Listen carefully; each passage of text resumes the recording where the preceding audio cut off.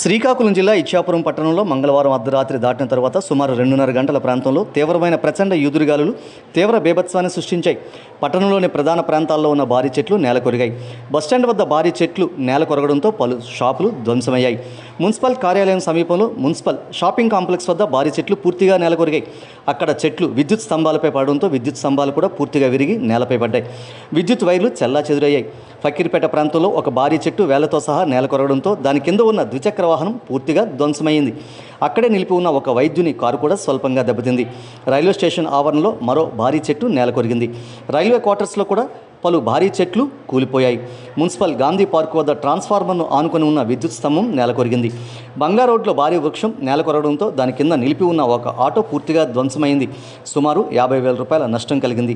Bus stand వద్ద సుమారు 30 అడుగుల MLA doctor Bendalam Ashok cutout కూడా ఈదురుగాలుల కారణంగా కూలిపోయింది. పలు చోట్ల నేలకొరిగిన భారీ చెట్లను యంత్రాల సహాయంతో అధికారులు కట్ చేసి తొలగిస్తున్నారు.